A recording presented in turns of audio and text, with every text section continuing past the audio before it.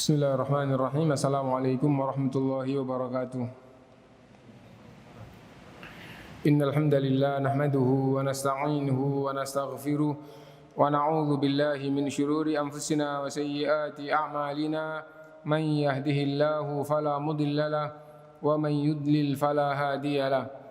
Wa asyhadu an la ilaha illallah wahdahu la syarika lahu wa asyhadu anna Muhammadan 'abduhu wa rasuluh. يا أيها الذين آمنوا اتقوا الله حق تقاته ولا تموتن إلا وأنتم مسلمون يا أيها الناس اتقوا ربكم الذي خلقكم من نفس واحدة وخلق منها زوجها وبث منهما رجالا كثيرا ونساء واتقوا الله الذي تساءلون به والأرحام إن الله كان عليكم رقيبا يا أيها الذين آمنوا اتقوا الله وقولوا قولا سديدا يصلح لكم أعمالكم ويغفر لكم ذنوبكم ومن يطع الله ورسوله فقد فاز فوزا عظيما أما بعد فإن أصدق الحديث كتاب الله وخير الهدي هدي محمد صلى الله عليه وسلم وشر الأمور محدثاتها وكل محدثة بدعة وكل بدعة ضلالة وكل ضلالة في النار. Ikhwani wa akhwati rahimakumullah, saudara-saudari sekalian rahimakumullah. Alhamdulillah kita bisa melanjutkan kajian kita kembali setelah kita salat asar dengan berjamaah, dan dari ringkasan Sahih Muslim kita sekarang sampai hadis yang ke-56. Bab orang yang mengatakan bahwa hujan turun kepada kami, mutirna ya, karena bintang-bintang ini, karena bintang-bintang itu adalah kafir. Mutirna binawi kadza wa kadza faqad kafar. Barang siapa yang berkata kita diberi hujan oleh bintang ini atau karena bintang ini, maka sungguh telah kafir. Ya. Kita baca hadisnya. An Zaid bin Khalid al-Juhani qala, dari Zaid bin Khalid al-Juhani ia berkata, shalla bina Rasulullah sallallahu alaihi wasallam salat as-subhi bil Hudaybiyah. Rasulullah sallallahu alaihi wasallam salat subuh bersama kita salat subuh bersama Rasulullah sallallahu alaihi wasallam di Hudaybiyah fi ithris samai kanat minal laili. Gitu. Setelah tadi malam turun hujan. Nah, setelah langit menurunkan hujan tadi malam. Falamman sarafa, setelah selesai sholat, aqbala 'alan nas. Rasulullah sallallahu alaihi wasallam menghadap kepada para sahabat, kepada orang-orang. Faqala hal tadruna madza qala rabbukum? Rasulullah SAW kemudian bersabda, tahukah kalian apa yang difirmankan oleh Tuhan kalian? Qalu Allahu wa rasuluhu a'lam. Allah dan Rasulnya yang lebih tahu. Qala, Rasulullah SAW bersabda, asbaha min ibadi mu'minun bi wa kafir. Pagi ini jadilah di antara hambaku ada yang beriman dan ada yang kafir. Fa amma man qala mutirna bi fadlillahi wa rahmatihi fadzalika mu'minun bi kafirun bil kaukab. Adapun orang yang berkata kita diberi hujan karena keutamaan Allah dan rahmatnya, maka orang yang berkata seperti itu beriman kepadaku, kepada Allah, dan dia mengkufuri perbintangan.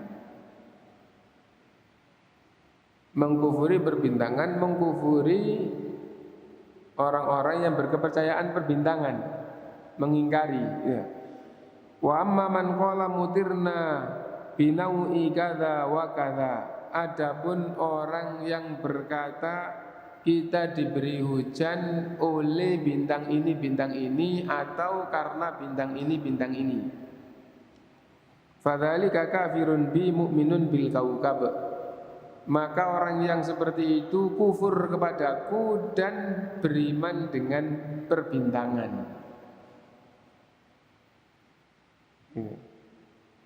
Tentu hadis ini sahih karena ini di dalam sahih Muslim tidak. Dan ulama ahlu sunnah menjelaskan bahwa hadis yang ada di sahih Bukhari dan di sahih Muslim itu semuanya sahih. Dan ketika di antara ulama ahlu sunnah ada yang berpemahaman bahwa ada beberapa hadis yang di dalam sahih Bukhari atau dalam sahih Muslim itu menurut mereka yang lebih tepat itu tidak sahih, tidak. Nah, sudah dijawab oleh ulama bahwa justru yang benar adalah sahih. Ya. Jadi yang generasi berikutnya menilai tidak sahih, ternyata kesalahan itu bukan di Imam Bukhari dan Muslim, tapi kesalahan itu pada yang mengira ada beberapa yang tidak sahih tadi itu. Dan akhirnya ulama ahlu sunnah semuanya mengatakan bahwa sahih Bukhari dan sahih Muslim itu adalah sahih. Nah, intinya bahwa tentang kesahihan hadis dikembalikan kepada ahlinya, dan sampai sekarang ulama-ulama ahli hadis yang betul-betul ulama ahli hadis berpemahaman bahwa sahih Bukhari dan sahih Muslim itu adalah sahih semuanya, gitu. An Abi Zaid ibni Khalid al-Juhani qala shalla bina Rasulullah sallallahu alaihi wasallam salat subhi bil Hudaybiyah. Rasulullah SAW sholat subuh bersama kita sholat subuh bersama Rasulullah. Itu boleh saja dibalik-balik, intinya adalah jamaah, Rasulullah imamnya. Meskipun kalau seandainya ungkapan itu dibalik, Rasulullah SAW sholat bersama kita, itu seandainya dibalik, kita sholat bersama Rasulullah, itu kalau pakai bahasa Indonesia lebih tepat, kita sholat bersama imam, kan itu ya. Nah, bukan imam yang bersama kita, tapi kita yang bersama imam, gitu. Nah, tapi itu boleh-boleh saja, gitu. Dan ada faedah di sini bahwa Rasulullah bersama para sahabat tinggalnya di Madinah. Hudaybiyah itu lebih dekat ke Mekah daripada ke Madinah. Perjanjian Hudaybiyah itu sudah dekat dengan Madinah, gitu. Nah, berarti ini sedang safar. Karena itu musafir tetap disyariatkan jamaah. Musafir tetap disyariatkan jamaah. Rukhsah bagi musafir itu adalah masalah qashar dan masalah jamaah. Adapun sendiri-sendiri atau jamaah tetap syariat jamaah itu ada, gitu, meskipun dia musafir. Nah itu. Nah, adapun apabila dia keadaannya itu sulit untuk jamaah, itu uzur karena safar. Nah, intinya bahwa musafir sholat berjamaah tetap ada syariatnya. Ini diantaranya bahwa di Hudaybiyah Rasulullah SAW sholat bersama para sahabat jamaah. Itu. Yang dikisahkan di sini adalah sholat subuh berjamaah yang malamnya turun hujan. Tadi malam turun hujan. Kenapa kok pakai disebut ini? Disebut ini ya karena menceritakan hadis ini waktu itu, gitu ya. Kemudian ada kaitannya bab ini, hadis ini dengan hujan. Akhirnya disebutkan fi istris samai kanat minal laili. Setelah langit itu dari malam menurunkan hujan. Paginya sholat subuh. Nah ini kisahnya. Falaman sharfa, setelah selesai sholat, aqbala 'alan nasi, Rasulullah SAW menghadap kepada para sahabat. Nah, dan ini umum bahwa tuntunan atau termasuk sunnah imam setelah salam menghadap kepada para sahabat. Seperti biasa itu. Nah, baik ada yang mau disampaikan maupun tidak ada. Faqala, maka Rasulullah SAW bersabda, hal tadruna madza qala rabbukum? Tahukah kalian apa yang difirmankan oleh Tuhan kalian?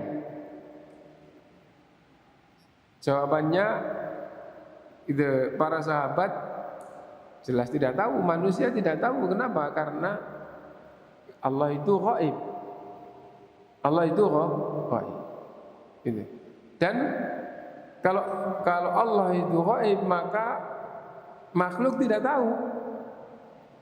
Kalau makhluk itu tahu berarti bagi dia tidak ghaib. Kan itu.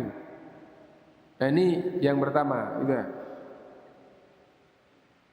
Lah kalau itu sudah difahami, kenapa kok pakai ditanya oleh Rasulullah SAW? Ya jelas tidak tahu kan gitu ya. Ngapain banyak? Lil intibah. Salah satu faedah yang utama adalah supaya betul-betul perhatian. Tahukah kalian apa yang difirmankan oleh Tuhan kalian? Nah, kalau pelajaran itu sangat penting, ya, apalagi jumlah yang dihadapi itu banyak, supaya semuanya perhatian. Dimunculkan pertanyaan dulu, pertanyaan dari masalah ini. Nah akhirnya semuanya, wah kalau gitu ya nggak tahu, apalagi gitu ya, masalah penting. Terus semuanya, wah kalau kayak gitu ya nggak tahu, terus bagaimana ini? Nah akhirnya intibah, akhirnya semuanya perhatian, semuanya perhatian. Dan itu di dalam bab tarbiyah atau dalam bab pendidikan itu salah satu cara pendidikan yang baik supaya yang belajar itu betul-betul penuh perhatian. Juga ada faedah kebalikan dari ini, yaitu diperintah bagi yang belajar itu penuh perhatian. Intibah itu anggota badannya, akalnya, jiwanya, semuanya, sehingga dengan begitu maka ilmu itu akan menancap dengan kuat. Ini intinya bahwa Rasulullah SAW menanyakan hal tadruna madza qala rabbukum? Qalu Allahu wa rasuluhu a'lam. Itulah jawaban yang sempurna apabila ditanya tentang agama oleh Rasulullah SAW, sedangkan agama yang ditanyakan itu belum diajarkan. Nah, jadi seperti ini. Apabila masalah ini bukan karena bertanya untuk menunjukkan ingat apa enggak, maka jawaban dari pertanyaan agama yang ditanyakan oleh Rasulullah, Allah wa rasuluhu a'lam. Adapun ulama Ahlus Sunnah menjelaskan, adapun apabila di zaman setelah Rasulullah SAW meninggal, lalu misalnya sahabat Khulafaur Rasyidin sekalipun atau sahabat bertanya kepada jamaahnya, kepada yang belajar, maka jawaban yang betul bukan Allah wa rasuluhu a'lam, tapi Allahu a'lam. Nah pakai rasulnya. Kenapa? Karena yang bertanya bukan Rasulullah SAW yang pertama, dan Rasulullah SAW sudah meninggal. Ketika ditanya masalah agama, Allah yang lebih tahu. Tidak pakai rasulnya. Nah ini. Nah karena itu maka penting bagi kita untuk memahami seperti ini. Nah, ketika kita ditanya tentang agama, kita tidak boleh menjawab apabila kita tidak tahu dalilnya. Sesungguhnya berkata tentang agama tanpa dasar itu adalah kesalahan. Apalagi berbicara tentang Allah atau tentang agama Allah secara langsung tanpa dalil, itu kalam Allahi bila ilm, berbicara tentang Allah tanpa ilmu.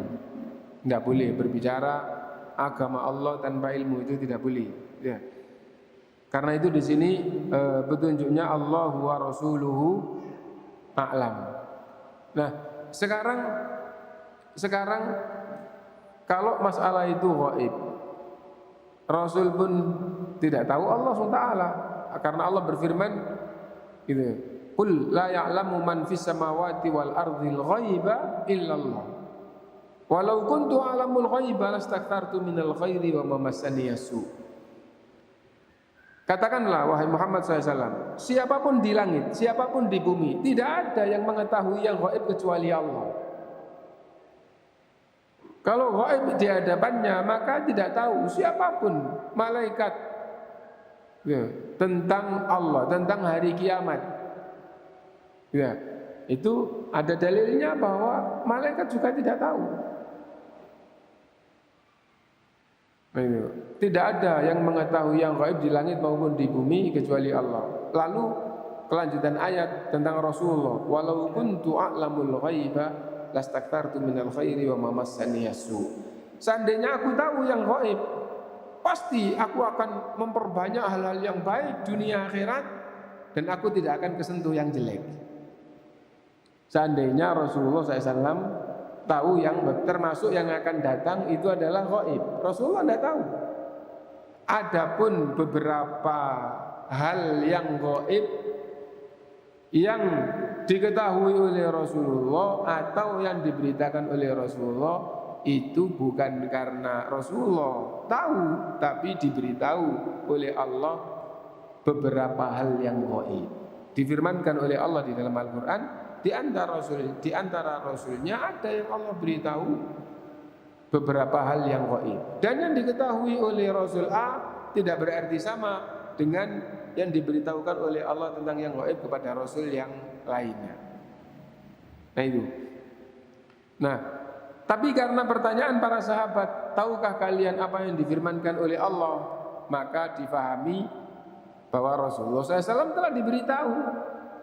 Dan para sahabat sebelum diberitahu tidak tahu, akhirnya jawabannya Allahu wa rasuluhu a'lam. Ya. Qala, dan ini inti daripada hadis yang berkaitan dengan bab asbaha min ibadi mu'minun bi wa kafir. Allah berfirman, ya. Jadi qala di sini Rasulullah SAW bersabda, ya, menjawab yang difirmankan oleh Allah adalah ini, asbaha min ibadi mu'minun bi wa kafirun. Jadilah pagi ini hambaku ada yang beriman kepadaku dan ada yang kafir. Tadi malam itu hujan. Nah, setelah hujan selesai, pagi hari dikatakan karena kejadian tadi malam yaitu hujan, pagi ini hambaku ada yang jadi beriman, ada yang jadi kafir. Ada beberapa faedah di sini. Yang pertama, secara umum yang dibahas adalah orang yang beriman. Secara umum dibahas adalah beriman. Kenapa? Karena orang kafir tidak jadi beriman dengan turunnya hujan, terus ini Tuhan semesta alam yang menurunkan. Kalau dia tetap kafir tidak jadi beriman. Nah, jadi gitu ya. Jadi orang yang beriman itu harus meninggalkan segala bentuk kesyirikan dan mentauhidkan hanya kepada Allah dengan mengikrarkan kalimat tauhid. La ilaha illallah. Nah, jadi itu.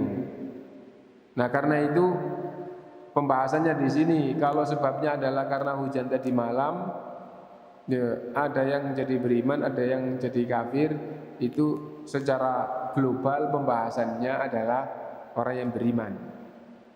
Orang yang beriman pagi ini gitu. Karena hujan tadi malam ada yang beriman, maksudnya bertambah imannya. Jadi itu. Jadilah pagi ini hambaku ada yang bertambah imannya. Nah, itu. Dan ada yang kafir. Ada yang kafir. Ada yang jadi kafir. Kalau yang dibahas adalah beriman gara-gara hujan tadi malam, ada yang jadi kafir. Nah, jadi itu. Nah, lalu penjelasannya gitu. Kenapa? Maksudnya penjelasan ini bukan syarahnya hadis, tapi masih hadisnya gitu. Kenapa gitu? Nah, fa'amma man qala mutirna bi fadlillahi wa rahmatihi fadzalika mu'minun bi kafirun bil kaukab. Adapun orang yang berkata bisa dengan lisan, berkata juga bisa dengan hati. Dengan hati berkata, iya, sesungguhnya definisi iman itu qaulul qalbi, qaulul lisan, amalul qalbi, amalul jawari, itu masuk semuanya.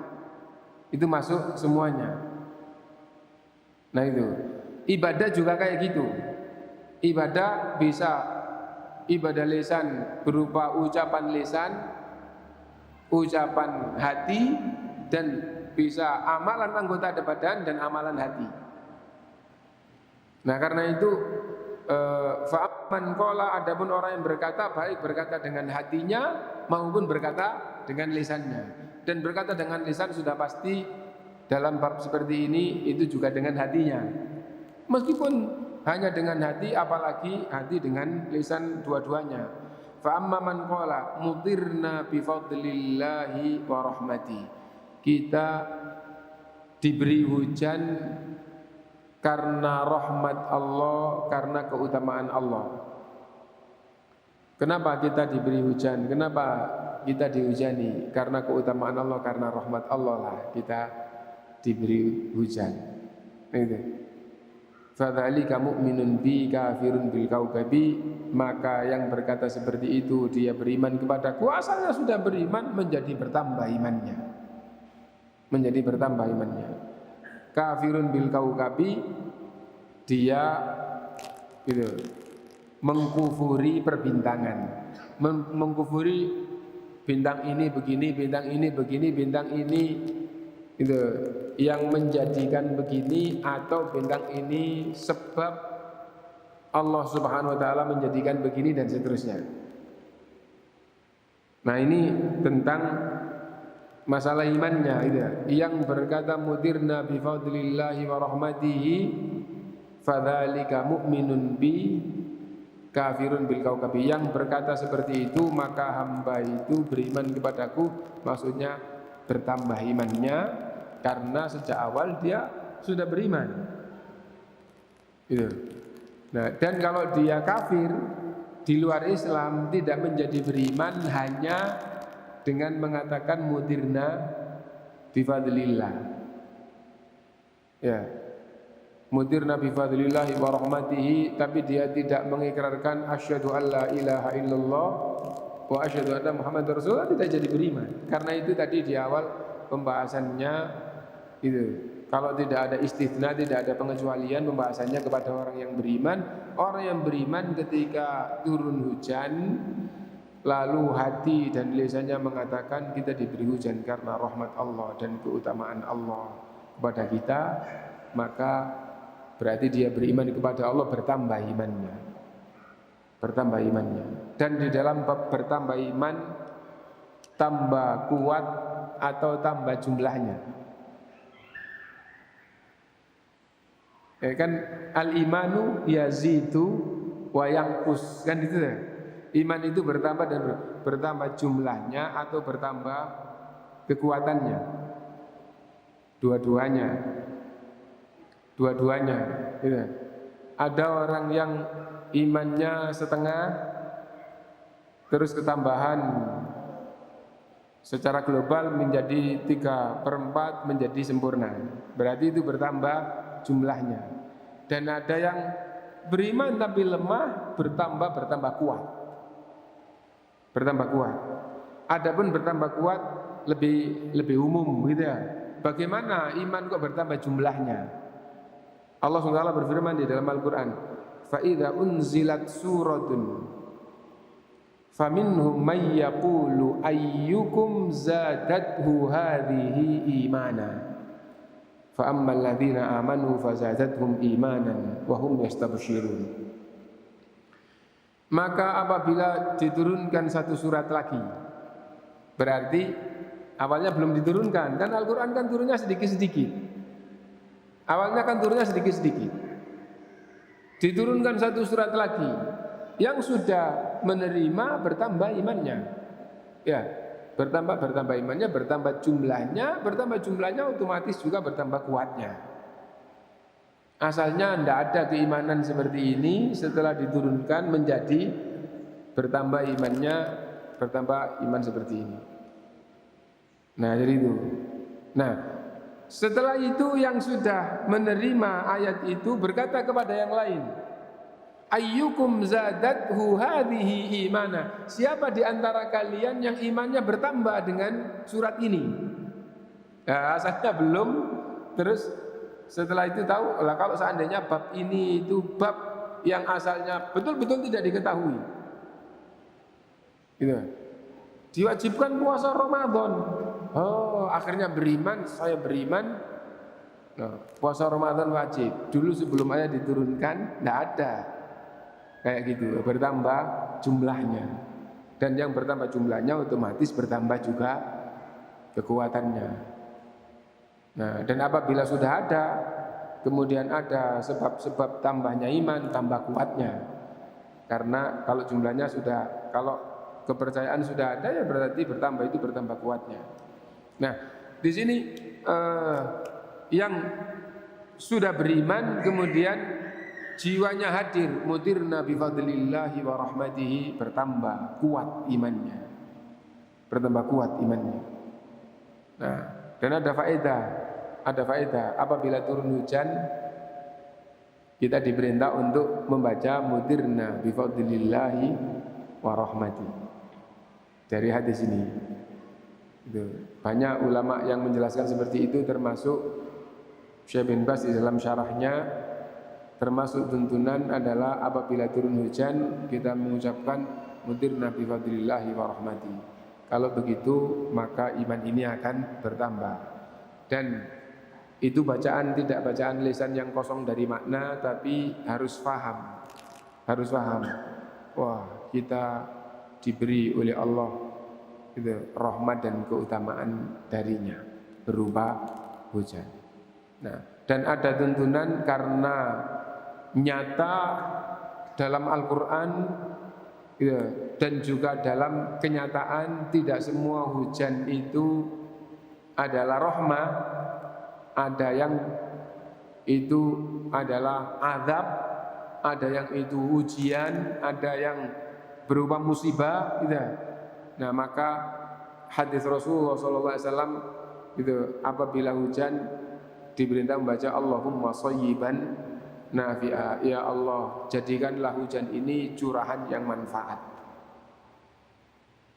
Nah, jadi jadikanlah hujan ini hujan yang bermanfaat, bukan yang memudaratkan gitu, bukan azab. Seandainya Allah turunkan sebagai azab yang lain, bagi kita itu tetap jadi manfaat. Itu faedah dari tadi itu.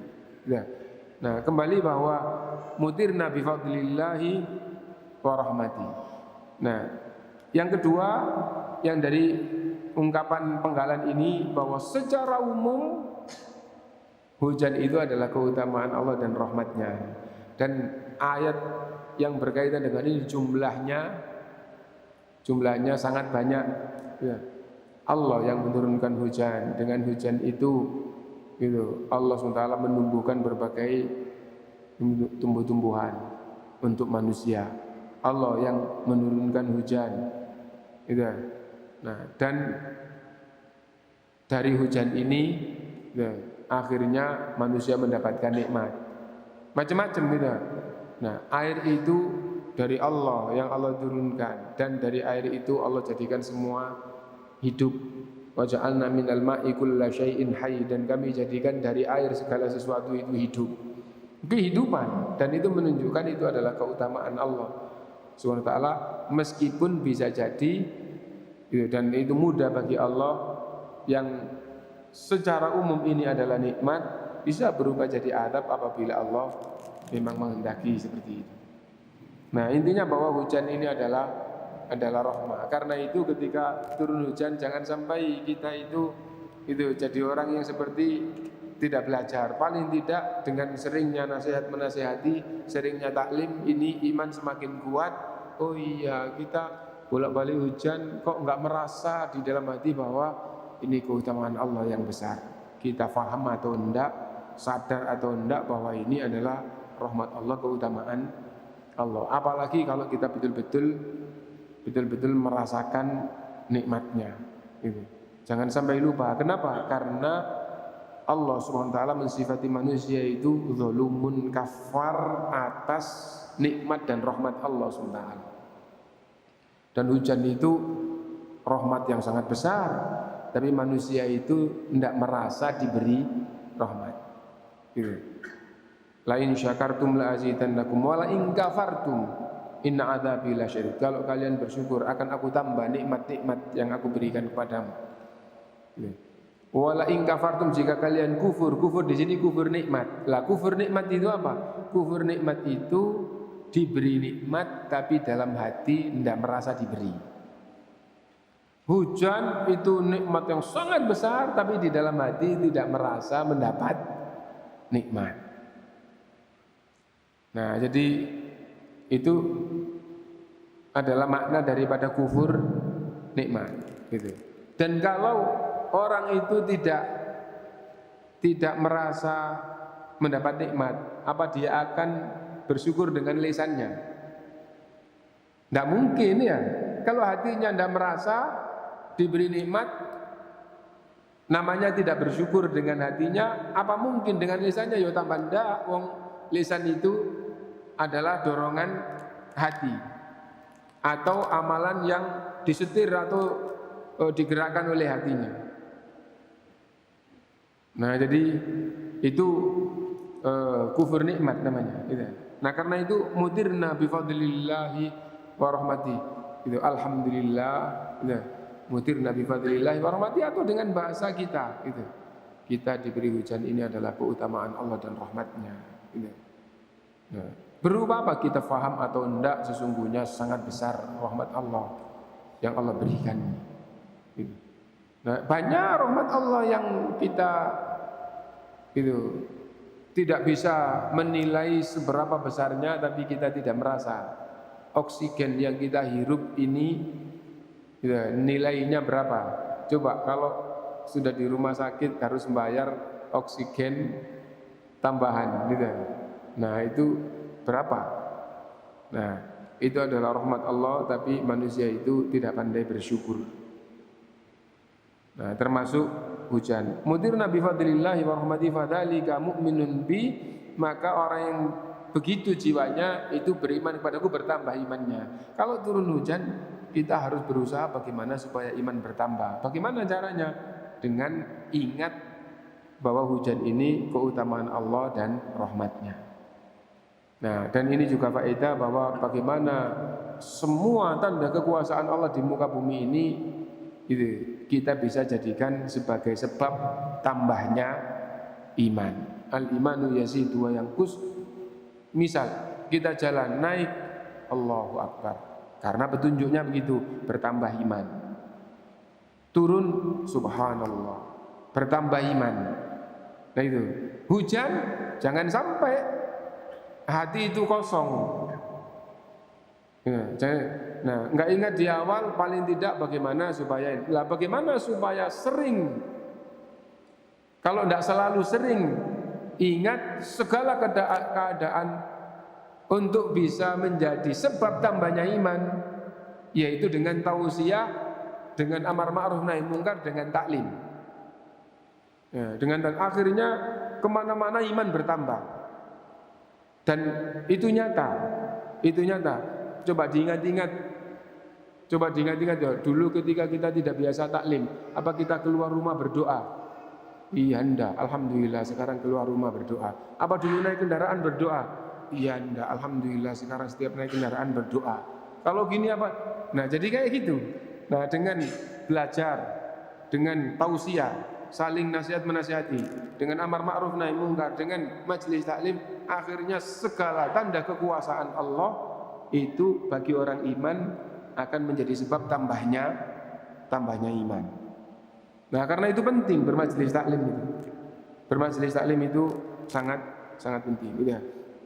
Nah, kelanjutannya, wa amma man qala, adapun orang yang berkata baik dengan lisan maupun dengan hati, mutirna binau'i kadza wa kadza, kita diberi hujan gitu. Binau'i kadza wa kadza, bi itu artinya kan dengan, ya. Dengan bintang ini. diartikan oleh bintang ini atau karena bintang ini yang intinya maknanya itu dua. Apa maknanya dua? Kita diberi hujan oleh bintang ini, apa maksudnya? Maksudnya oleh di sini yang pertama adalah itu. Hujan inilah yang memberikan bintang inilah yang memberikan hujan. Kalau kayak begitu maka itu syirik besar. Syirik besar. Kalau tadi dikatakan hadis ini utamanya adalah kepada orang yang beriman. Kalau orang yang beriman sampai kayak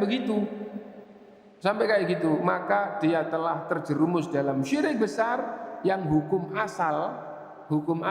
Kalau sampai terjerumus pada syirik besar, iman dan seluruh amal solehnya terhapus. Itu hukum asal. Kenapa? Karena bisa jadi itu syirik besar, tapi tidak sampai menghapuskan iman dan amal soleh yang lain. Kenapa? Karena kejahilannya, dan Allah Maha tahu apakah orang yang seperti ini itu sampai menghapuskan iman dan amalnya atau tidak, itu Allah Maha tahu. Tapi hukum asal syirik besar itu menghapuskan iman dan semua amal soleh.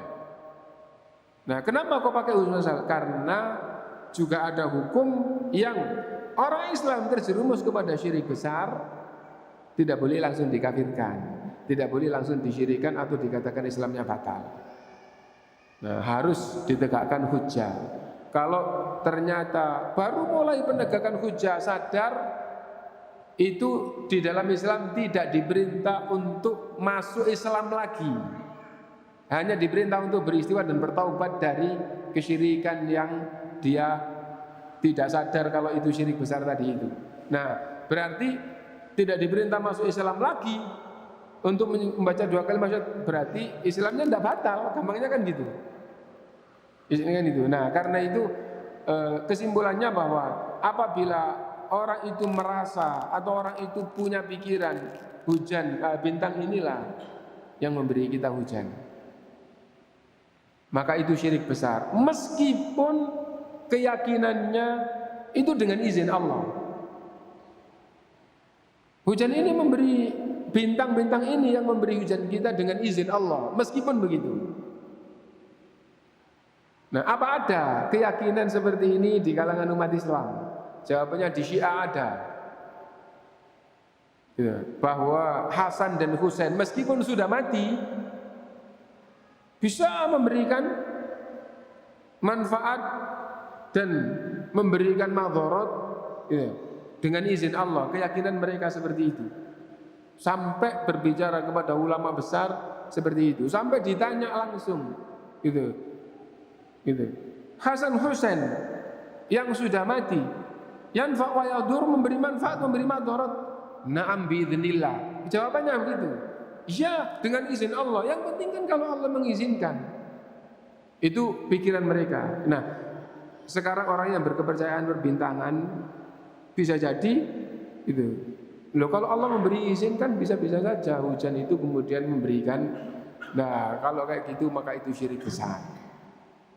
Itu adalah syirik besar.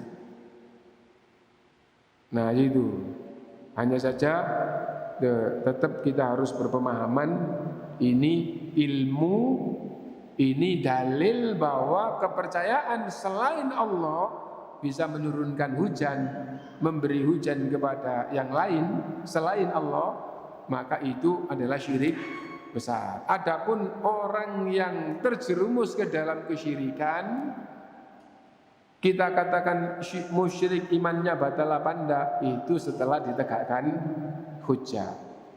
Insya Allah di kalangan yang sudah ngaji sudah biasa seperti ini. Nah, tapi itu syirik besar. Dan harus juga betul-betul kita mantap penegakan hujjah itu di dunia. Penegakan hujjah itu di dunia. Di hadapan Allah, Allah Maha tahu. Misalnya begini, oh dia mengatakan bintang ini yang memberi hujan kita. Terus tidak ada yang menegakkan hujjah, sehingga masyarakat dia menilai masih muslim, masyarakat menilai masih muslim di hadapan Allah belum tentu.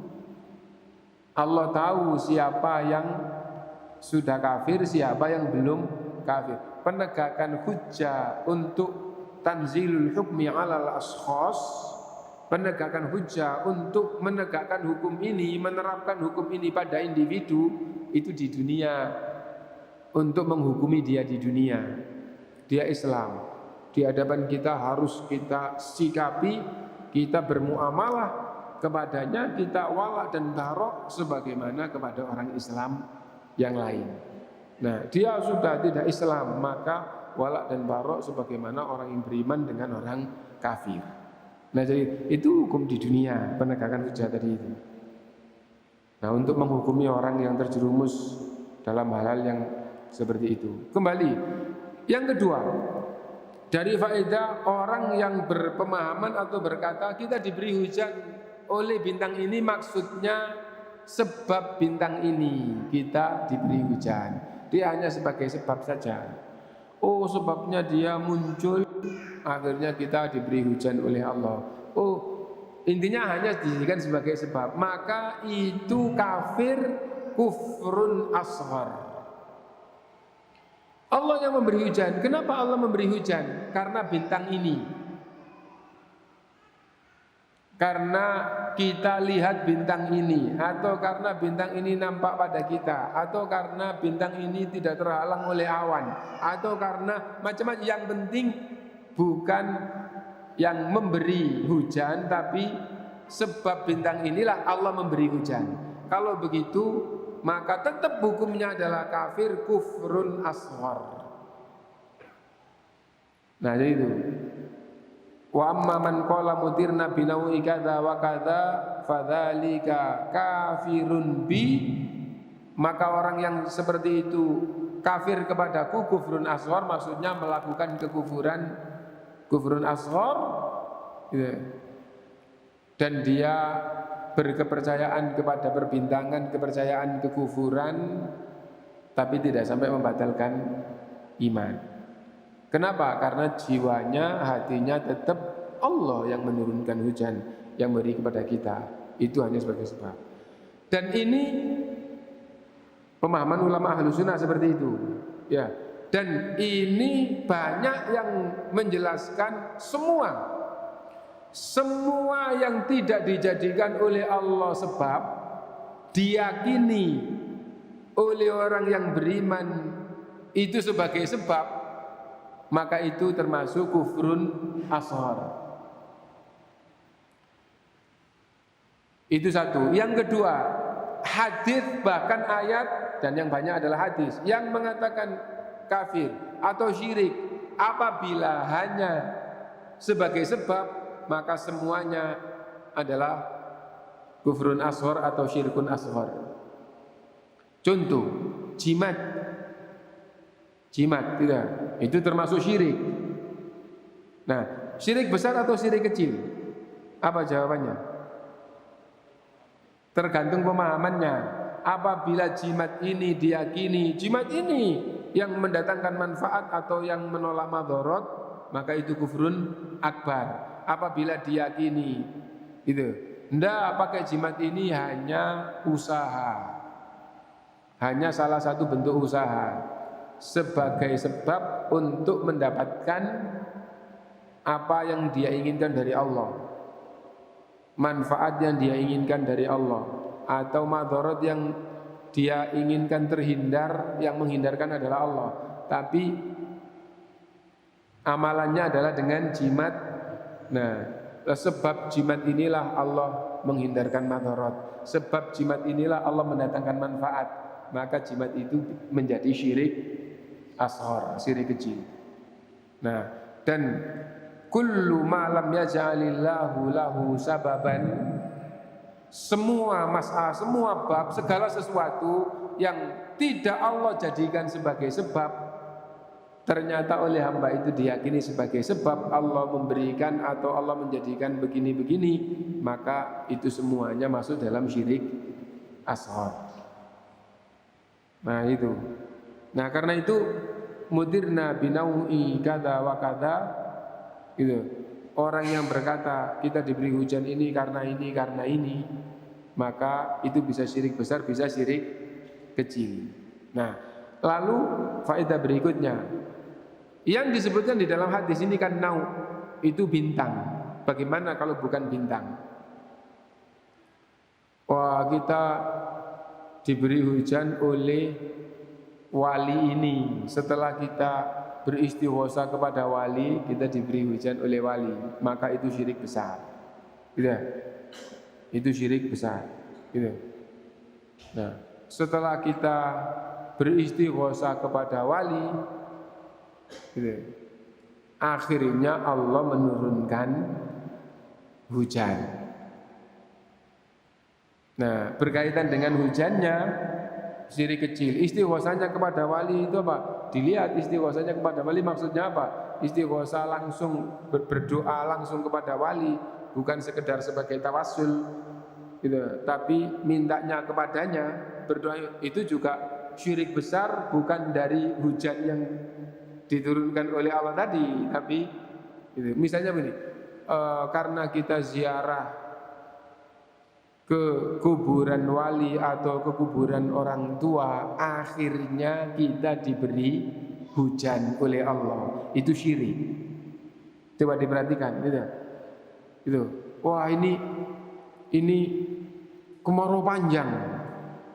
Kita kumpulkan dana nyewa bis untuk apa? Untuk ziarah ke kuburan wali, misalnya gitu. Atau kita semuanya kita datang ke orang tua, kalau ada kakek, kalau punya kakek masih hidup kita datang ke kakek gitu. Nah, setelah itu terus ternyata diberi ujian oleh Allah atau diberi rahmat oleh Allah gitu, atau apa, turun hujan. Kalau pemahamannya muncul karena kita datang ke orang tua atau ke kakek atau ziarah, meskipun yang dilakukan itu asalnya adalah syar'i, tapi niatnya supaya Allah menurunkan hujan. Begitu turun hujan karena kita ziarah, maka Allah menurunkan hujan. Itu syirik. Dan syiriknya syirik kecil. Kenapa? Karena bukan sebab diyakini sebagai sebab. Bukan sebab diyakini sebagai sebab. Adapun apabila babnya umum, karena ketaatan kepada Allah, Allah memberi rahmat kita. Hujan ini rahmat Allah kepada kita. Kenapa? Karena ketaatan kita kepada Allah. Nah, jadi ya. Nah, itu hukum asalnya benar. Hukum asalnya benar. Kenapa kok pakai hukum asal? Bukan karena kamu yang taat, orang-orang itu loh yang taat. Bisa jadi gitu, gitu ya. Nah, jadi itu. Nah, jadi rahmat Allah yang Allah turunkan itu karena kebaikan hamba. Karena kebaikan Allah, dan diantara sebabnya adalah karena hamba itu taat kepada Allah. Nah, itu diantara sebabnya. Itu. Nah, karena itu maka intinya beda ungkapannya, beda, maksudnya kalau nanti ada yang perlu diluruskan ungkapannya. Loh, Allah menurunkan hujan sebab ketaatan hamba. Yang nomor satu adalah karena rahmat Allah, dan Allah SWT menetapkan rahmat Allah itu banyak yang Allah berikan setelah hamba itu taat kepada Allah SWT. Nah, sebab akibat itu ini bukan berarti asalnya sama sekali enggak, kemudian karena hamba begini kemudian kalau gitulah Allah, apa kata hamba, itu orang yang terlalu panjang membahasnya. Tapi intinya bahwa banyak rahmat Allah SWT yang Allah berikan setelah ketaatan hamba kepada Allah Subhanahu wa taala. Nah, karena itu maka perlu difahami di sini faedah yang sedikit tidak sesuai dengan hadis, tapi ada kaitannya, bahwa menjadikan sesuatu sebagai sebab, meyakini sesuatu sebagai sebab padahal Allah tidak menjadikannya sebagai sebab, maka itu termasuk syirik kecil. Bahkan yang seperti itu bisa jadi yang zahirnya tidak salah, yang zahirnya taat. Contohnya seperti, wah ini kemarau panjang, supaya kita diberi oleh Allah hujan, kita ziarah ke orang tua, itu salah. Nah, itu salah itu. Ketaatan secara umum benar, adapun khusus harus ada dalilnya. Misalnya seperti apa? Sholat istisqa. Itu. Nah, karena kita sholat istisqa, nah akhirnya Allah memberi karunia kita hujan, Allah mengabulkan sholat kita. Nah itu bisa, bahkan tidak sekedar bisa, itulah tuntunan aslinya. Meskipun begitu hamba tidak boleh tertipu. Ini karena kita sholat istisqa, bisa jadi bukan karena sholat kalian, tapi karena sholatnya orang yang lain. Sholat kalian nggak diterima karena nggak khusyuk, atau bisa jadi begitu. Nah tapi itu boleh, ya itu boleh difahami, ya kalau kita mendekat kepada Allah, waktunya kemur panjang kita sholat istisqa, akhirnya Allah menurunkan hujan secara umum seperti itu boleh, gitu. Nah itu faedah yang kita ambil sedikit demi sedikit tadi, tapi akhirnya sampai sepenggal-sepenggal, tapi akhirnya sampai akhir. Kemudian berikutnya, ya berkaitan dengan budak. Apabila seorang budak melarikan diri, maka ia dalam keadaan kufur. Gitu. Harusnya bukan maka ia dalam keadaan kufur. Harusnya bukan begitu artinya, ya. Apabila hamba itu melarikan diri, maka dia kafir. Harusnya gitu. Gitu. Nah, Ani Sya'bi an Jarir annahu sami'ahu yaqulu ayyuma abdin abaqa min mawalihi faqad kafar. Budak manapun yang lari dari tuannya, maka sungguh dia telah kafir. Hatta yarji'a ilaihim, sampai dia kembali ke tuannya. Qala Mansur qad wallahi rawahu anin nabi sallallahu alaihi wasallam walakinni akrahu ayyurwa anni hahuna bil Basrah. Gitu. Sungguh demi Allah, gitu, bahwa dia meriwayatkan ini dari Nabi Shallallahu Alaihi Wasallam. Hanya saja saya tidak senang meriwayatkan hadis ini darinya di Basrah ini. Gitu. Sya'bi dari Jarir, Jarir dari Nabi Shallallahu Alaihi Wasallam. Yang menyampaikan di sini, ya,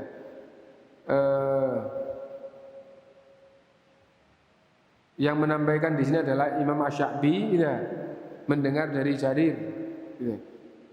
Dan Sya'bi tidak mengatakan di Basra ini dari Nabi, ya, dari Nabi. Jarir pun tidak mengatakan ini dari Nabi, tapi sesungguhnya dia mendengar dari Nabi Sallallahu Alaihi Wasallam, gitu. Nah kenapa? Ya ulama ahlu sunnah memahami keadaan, dan itu dibenarkan sebagaimana Mu'adz bin Jabal ketika mendapatkan hadis dari Rasulullah SAW. Ya Rasulullah, afala ubasyirun nas, wahai Rasulullah, bolehkah hadis tadi itu aku beritakan kepada manusia, pada umumnya orang. La tubasyirhum fayattakilu, jangan kamu beritakan supaya mereka tidak bergantung pada satu hadis ini. Nah jadi itu. Nah begitu Mu'adz bin Jabal mau meninggal, sakit, gitu, menceritakan bahwa dia meriwayatkan, dia mendengar Rasulullah SAW seperti ini, dia mau memberitakan izin dulu kepada Rasulullah, tapi Rasulullah melarang supaya tidak bergantung dengan hadis ini saja. Nah akhirnya diceritakan kenapa? Karena takut dia menyembunyikan ilmu, tidak menyampaikan. Satu. Yang kedua, tidak boleh diceritakan, kok diceritakan.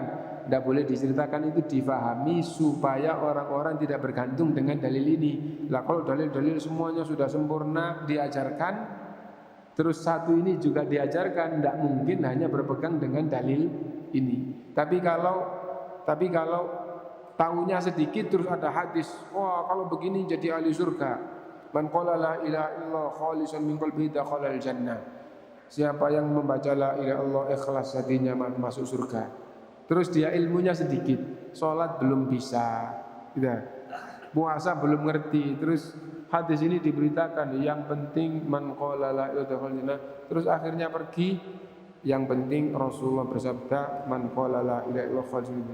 Nah, akhirnya waktunya sholat tidak perhatian, tidak belajar ilmu. Nah, difahami begitu. Karena itu Mu'adz bin Jabal radhiyallahu an menceritakannya ketika sakit mau meninggal, gitu, sudah parah sakitnya, terus menceritakan seperti itu, gitu, dan mengatakan aku takut menyembunyikan ilmu. Itu satu, difahami oleh ulama. Yang kedua bahwa diceritakan oleh Mu'adz bin Jabal itu, ini sudah tepat, gitu. Kenapa? Karena hadis Rasulullah supaya tidak bergantung dengan hadis ini. Lah sekarang ajaran sudah sempurna, Al-Quran, Sunnah yang sudah sempurna, tidak mungkin akan bergantung dengan hadis ini kalau sekarang diceritakan. Nah itu. Nah kita kembali. Intinya hadis ini akhirnya disandarkan kepada Rasulullah SAW. Berarti Rasulullah SAW bersabda, ayyuma abdin abaqa min mawalihi. Hamba manapun yang lari dari tuannya faqad kafar, maka sungguh dia telah kafir, hatta yarji'a ilaihim, sampai kembali ke tuannya. Itu hadisnya. Faedah yang pertama bahwa Islam menetapkan adanya perbudakan. Dan sekarang ternyata faedah yang kayak gitu ditulis ulama itu dari zaman dulu. Ya, dari zaman ulama-ulama, dari zaman Imam Ahmad, Imam Syafi'i, generasi ketiga, sahabat tabi'in, itu sudah menyatakan faedah bahwa Islam menetapkan perbudakan.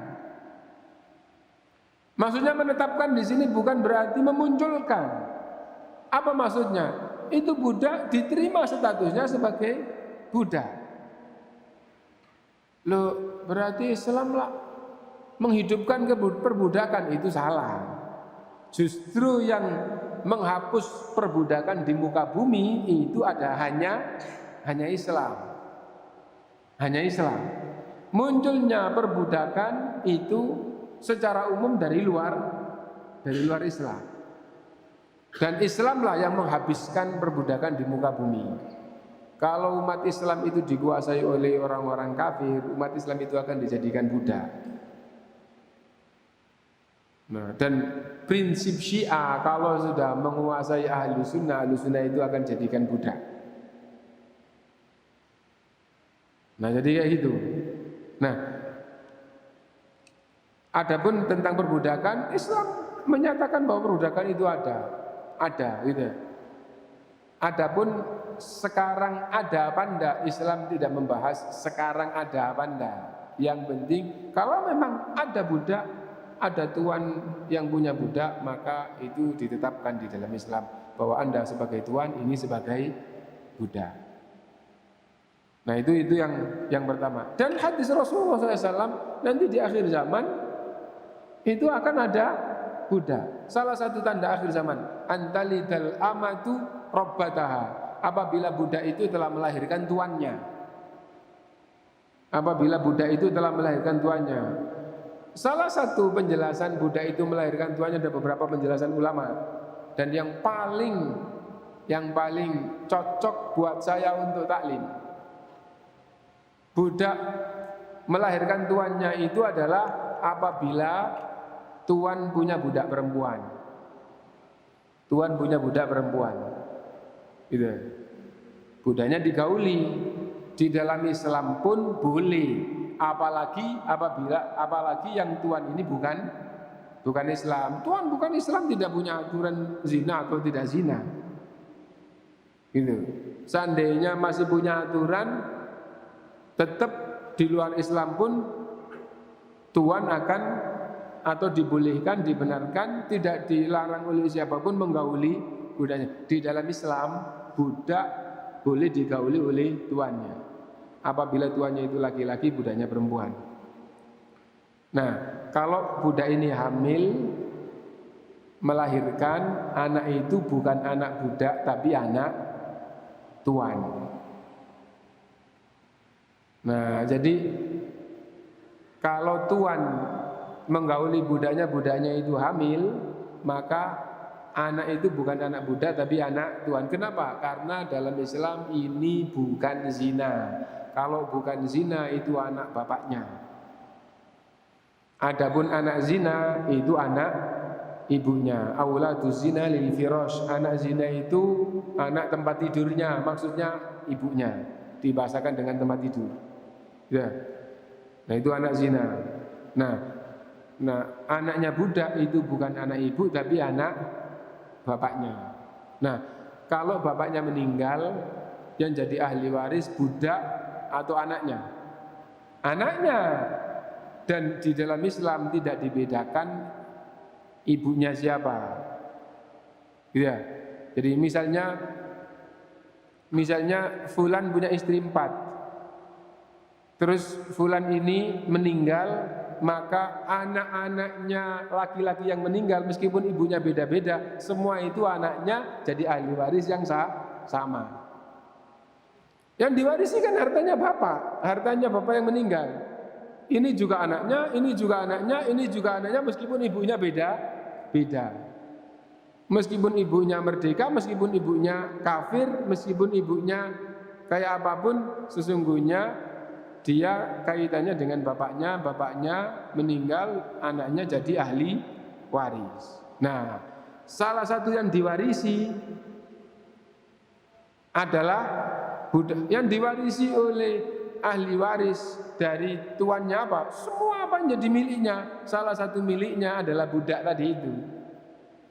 Nah, berarti budak pun diwaris. Dan itu betul, budak di dalam Islam itu bisa diwaris. Saya punya budak, saya meninggal, maka budak saya diwarisi oleh anak-anak. Boleh digauli. Apabila sudah bersih, sudah suci, maka boleh. Rahimnya apabila sudah bersih. Nah, harus istibro. Intinya bahwa budak pun diwaris. Nah, sekarang apabila yang jadi waris, yang jadi ahli waris itu adalah anaknya yang dilahirkan oleh budak tadi itu. Tuan menggauli budak, hamil, lahir. Tuan meninggal, yang anak ini jadi ahli waris.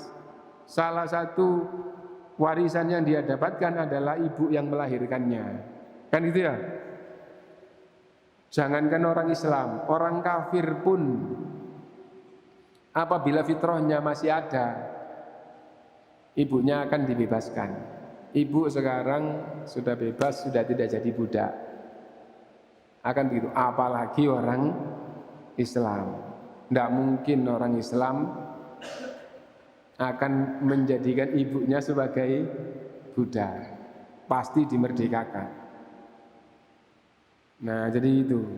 Nah, kalau sampai di akhir zaman nanti sudah ada kayak begini, terus ibunya tetap dijadikan sebagai budak.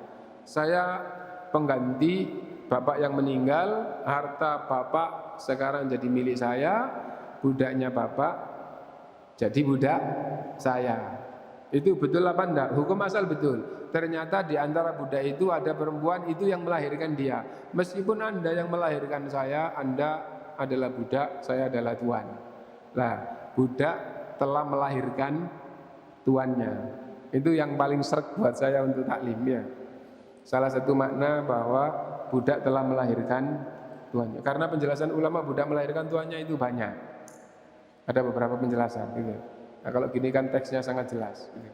Apabila budak itu telah melahirkan tuannya, maka hari kiamat itu sudah dekat. Berarti jelas di dalam Islam menjelaskan ada budak.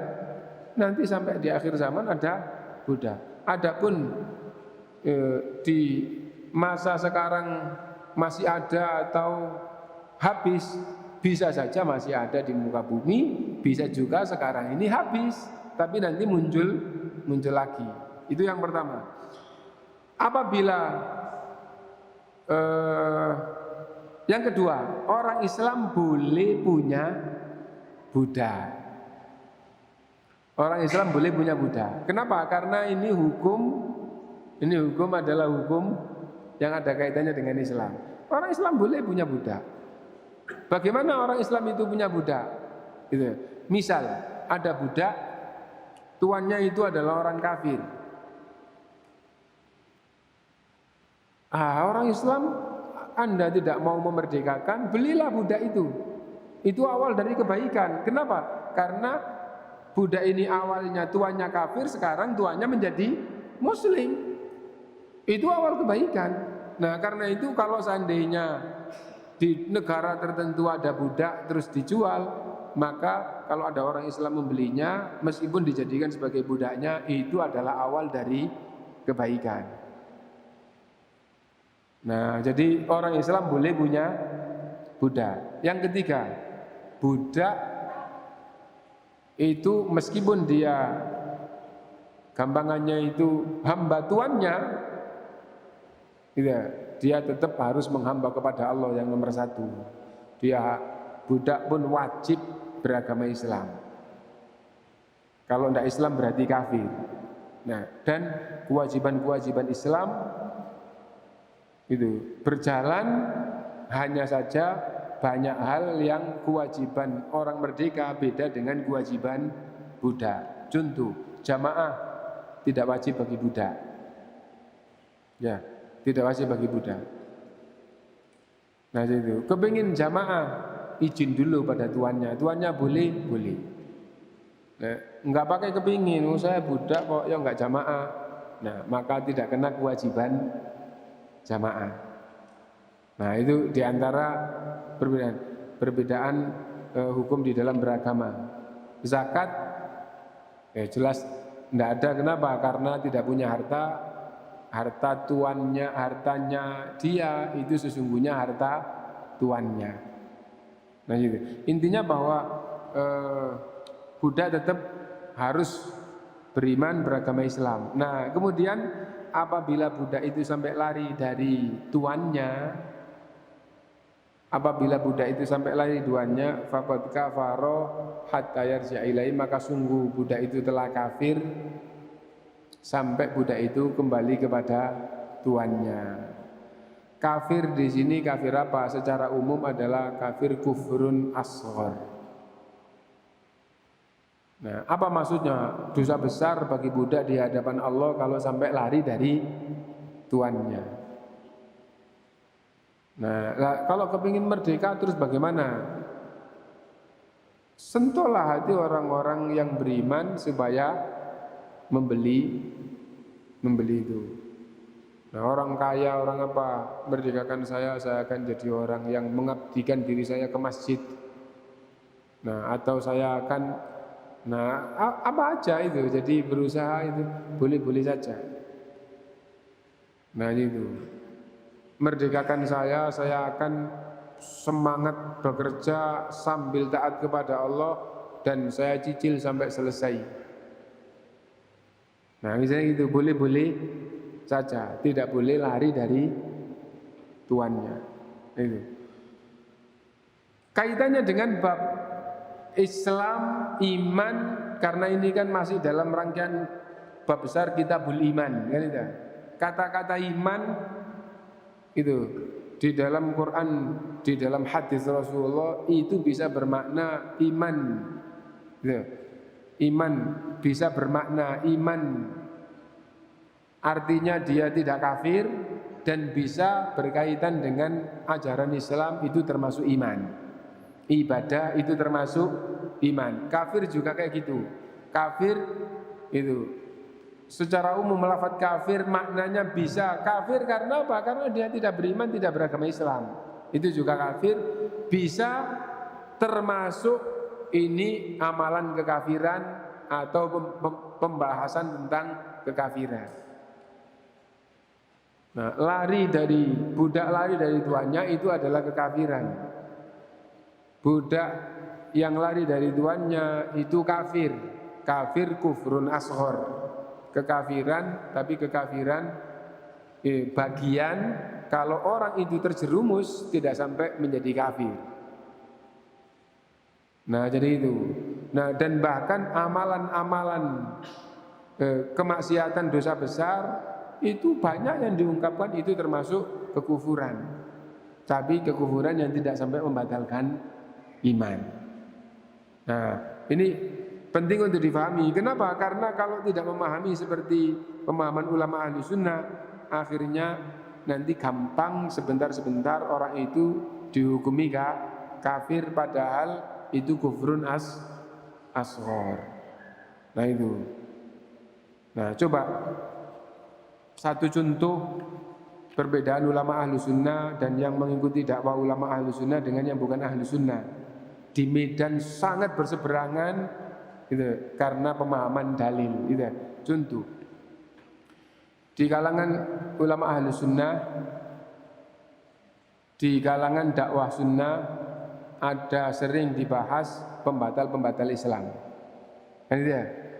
Di antara pembatal Islam gitu, benci ya, terhadap sebagian dari ajaran Islam, ajaran Quran atau Sunnah, gitu, atau syariat atau ibadah di dalam Islam itu dibenci, benci terhadap gitu, ayat atau terhadap salah satu ayat atau salah satu hadis atau salah satu ajaran Islam itu termasuk membatalkan Islam.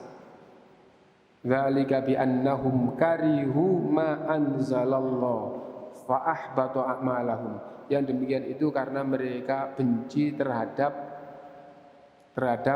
apa yang Allah turunkan gitu, maka batal. Bahkan ulama ahlu sunnah menjelaskan meskipun masalah itu gitu, yang dianggap umumnya orang itu kan bukan masalah pokok, bukan masalah pokok, bukan masalah besar di dalam bab amalannya mungkin, ya mungkin itu maksudnya itu tidak terlalu besar dalam bab amalannya, tapi dalam bab ini benci dengan ajaran Islam. Dicontohkan misalnya apa? Misalnya memelihara jenggot, ya memelihara jenggot, ya benci dengan ini. Ulama menasihati hati-hati, benci dengan ajaran Islam, benci dengan sebagian ajaran Islam itu membatalkan iman.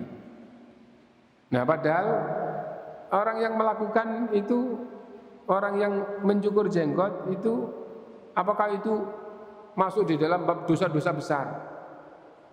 Nah tidak dimasukkan kecuali apabila berkaitan dengan keyakinan tadi itu. Nah jadi kayak gitu. Nah terus di sisi lain mereka mengatakan wa malam yahkum bima anzalallahu fa ulaika humul kafirun. Yang tidak berhukum dengan hukum Allah, mereka itu kafir, mereka mengkafirkan pemerintah atau ini terus loh, orang-orang yang katanya dakwah sunnah kembali ke Quran dan sunnah itu tidak mengkafirkan ini. Nah itu ya. Nah kenapa? Karena beda faham. Wa man lam yahkum bima anzalallahu fa ulaika humul kafirun. Ibnu Abbas radhiyallahu an itu mengatakan fa ulaika humul kafiruna kufrun asghar. Yang tidak berhukum dengan hukum Allah, prakteknya itu kufrun asghar. Adapun apabila pemahamannya atau keyakinannya tidak mau hukum Islam atau benci hukum Islam atau menghina hukum Islam, itu membatalkan Islam. Nah, jadi harus difahami ya, terjerumus di dalam amalan beda dengan keyakinan kufur. Nah, sekarang wa malam yahkum bima anzalallahu fa ulaika humul kafirun. Kalau seandainya ada keluarga bagi waris, saya saudara yang paling besar, saya dengan ucapan bapak dibagi rata, saya tidak setuju, nggak usah dibagi, atau kalau dibagi rata. Itu bukan hukum Allah ya. Apakah itu kafir? Kalau dia tidak menolak ayat, tidak membenci ayat, tapi karena keadaan, ya, maka itu seperti itu orang yang terjerumus di dalam kesalahan, apalagi kalau dia tidak ngerti. Ya. Nah, lagi yang jelas-jelas ngerti bahwa ini hukum Allah. Misalnya apa? Mencuri itu haram. Terus dia mencuri. Berzina itu jelas haram dosa besar. Terus dia berzina. Apa kafir? Jawabannya ulama ahlu sunnah menjelaskan apabila menghalalkan yang diharamkan Allah kafir. Kalau tidak menghalal meskipun tidak berbuat. apabila tidak menghalalkan itu maksiat, dosa besar. Nah, jadi itu, dan kita dalam bab ini juga kayak gitu. Kita wajib faham bahwa ayat atau hadis yang mengatakan kufur tidak berarti keluar dari Islam. Ada kufrun mukhrijun minal millah, ada kufrun asghar. Ada kafir yang membatalkan Islam, ada kafir yang tidak sampai membatalkan Islam. Termasuk bab kita tadi, Kitabul Iman, kumpulan bab yang berkaitan dengan iman. Hadis yang terakhir tadi yang kita baca, budak manapun yang lari dari tuannya, maka dia kafir sampai ia kembali kepada tuannya. Ada faedah lagi, ini, bahwa orang yang terjerumus di dalam kesyirikan atau kekufuran, meskipun itu syirik atau kufrun akbar, apabila dia masih meyakini beragama Islam,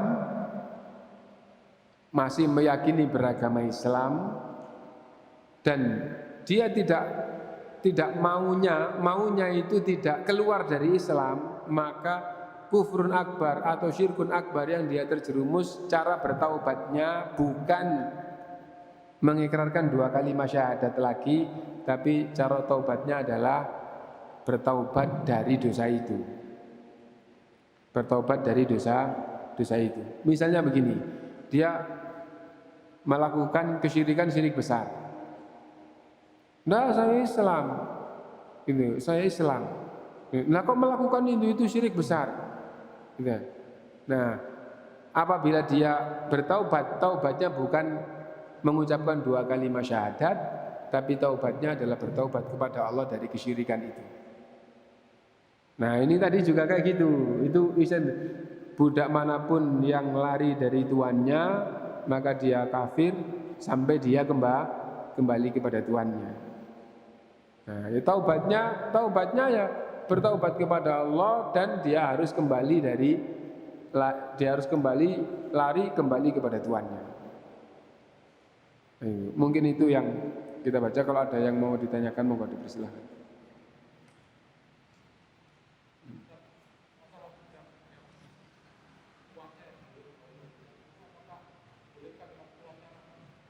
Perempuan, tuannya perempuan, budaknya laki-laki, boleh apa enggak? Enggak boleh. Tidak boleh, gitu ya. Tuannya perempuan, budaknya laki-laki, apa boleh?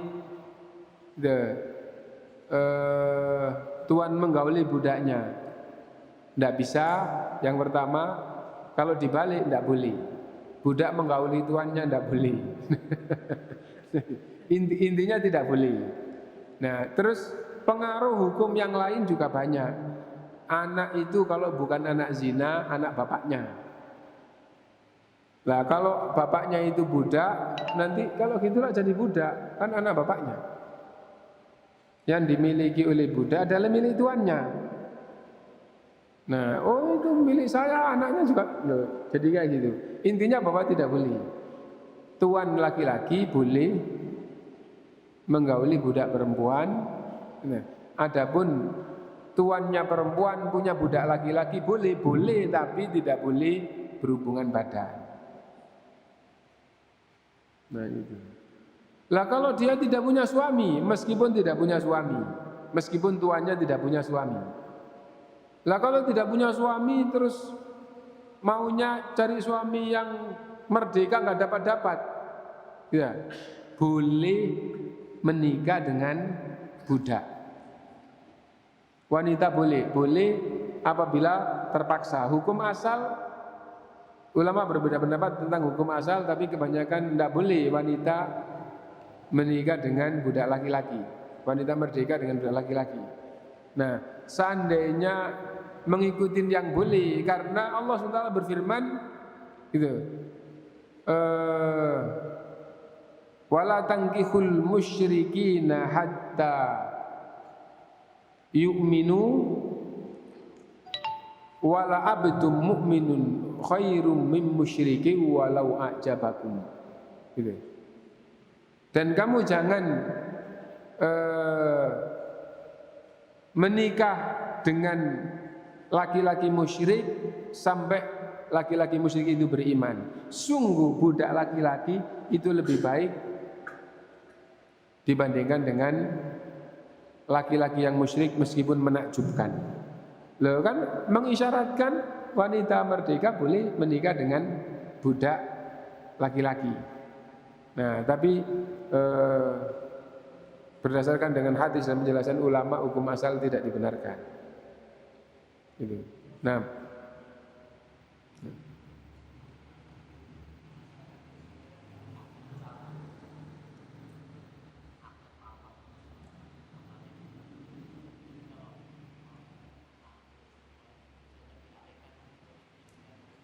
ya, ada pertanyaan dan ini banyak di masyarakat. Apabila masyarakat itu punya pemahaman bahwa itu pawang hujan bisa mengalihkan hujan atau menunda hujan, apakah ini termasuk kesyirikan? Jawabannya ya, ini termasuk kesyirikan.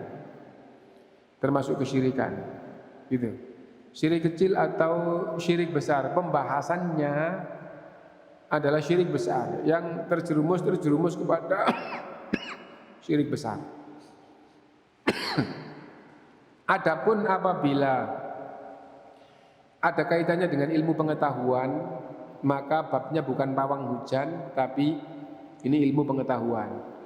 Dengan ilmu pengetahuan ada cara-cara untuk menyebabkan hujan itu tidak jadi. Itu mungkin.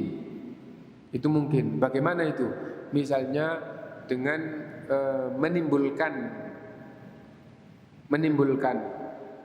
sinar panas yang ditujukan ke awan supaya awan itu buyar, sehingga akhirnya tidak jadi hujan. Itu usaha manusia, itu bukan kesyirikan. Dan ternyata di zaman sekarang itu ada dua-duanya.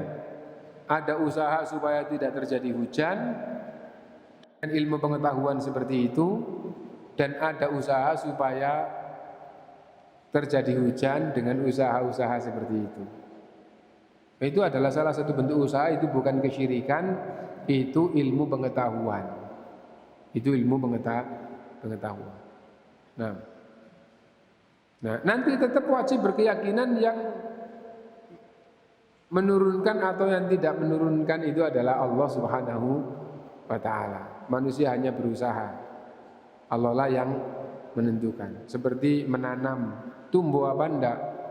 Gitu. Yang menumbuhkan adalah Allah. Anda hanya menaruh benih di tempat yang selayaknya atau yang seperti kebiasaannya tumbuh. Iya.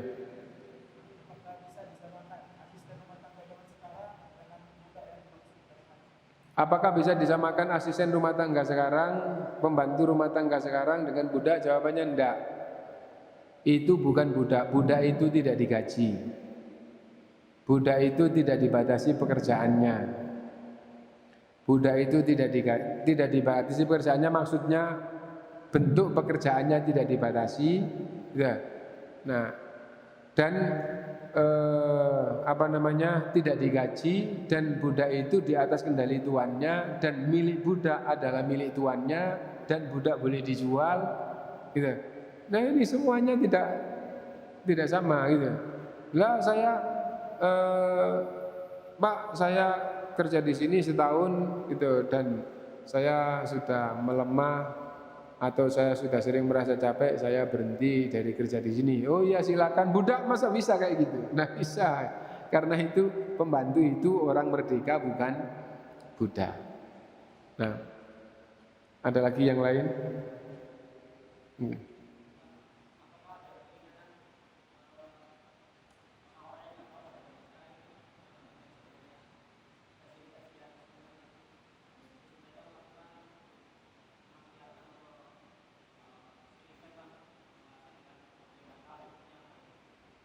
Apakah ada alasan tidak tahu di zaman yang sudah maju seperti ini, gitu ya?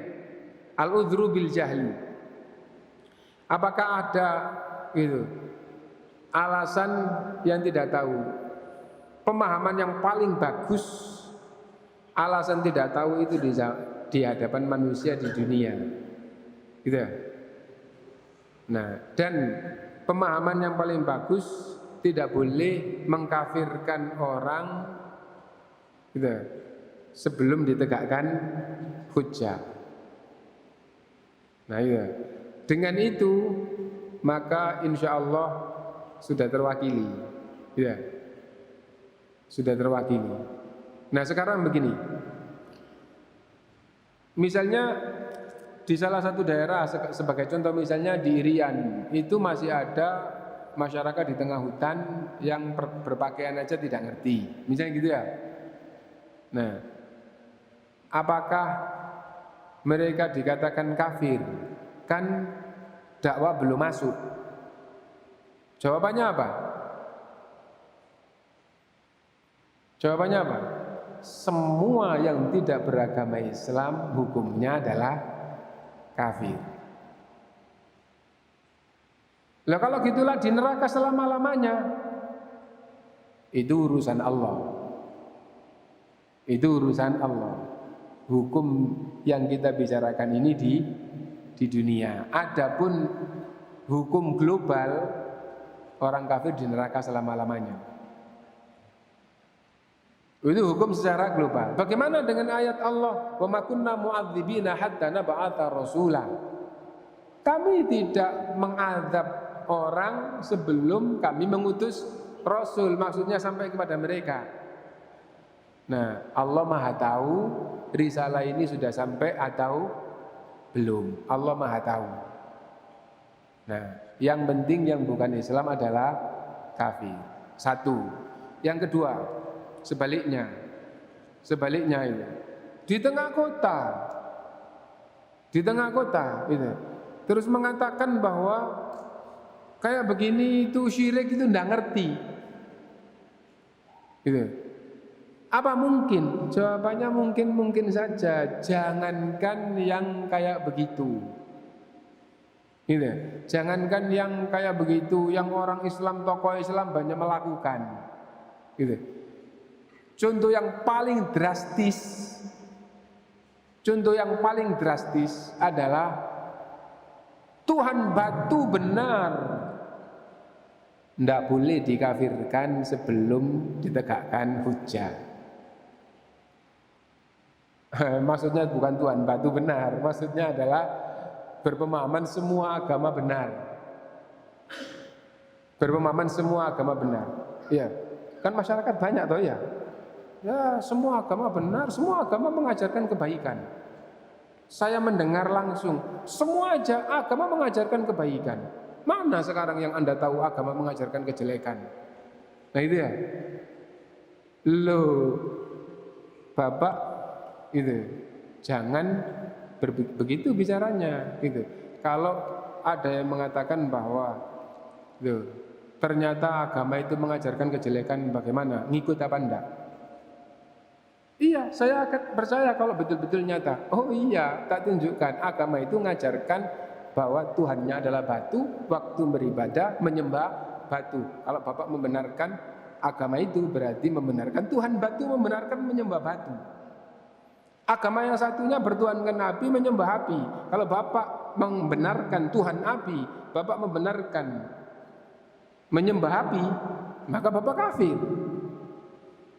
Nah, tapi ada faedah di sini ya, bahwa orang tadi itu sebelum mendengar penjelasan kayak itu bisa jadi tidak paham. Bisa jadi medsos Masya Allah sudah maju tapi tidak paham bahwa agama yang benar hanya Islam. Kenapa? Karena Tuhan satu-satunya Allah, sesembahan satu-satunya Allah itu hanya Islam. Selain Islam itu bertuhankan selain Allah. Banyak yang tidak ngerti. Nah sekarang apa ada uzur bil jahli? Bagaimana tidak ada? Wong tokoh saja karena kesibukannya ada yang tidak sadar kok bahwa pluralisme itu benar. Tapi ketika disadarkan gitu, oh iya kalau gitu ya tidak ada yang semua kafir selain Islam. Akhirnya gitu. Berarti kan nggak sadar tadi itu yang tokoh ini ya. Membenarkan semua agama berarti agama itu bertuhankan batu. Kalau berbicara tentang ketuhanan, ya tidak ada yang benar selain Islam. Selain Islam kafir gitu. Nah, sekarang apa berbicara agama itu dasarnya bukan ketuhanan dan sesembahan. Dasarnya berbicara agama itu ketuhanan dan sesembahan. Akhlak itu bagian yang jauh lebih kecil dibandingkan dengan masalah ketuhanan dan sesembahan. Nah, jadi itu melakukan hukum, menegakkan hukum kepada orang itu jauh lebih kecil dibandingkan dengan ketuhanan dan sesembahan secara langsung. Nah, jadi itu karena itu al-udhru bil jahli untuk hukum di dunia tetap berjalan.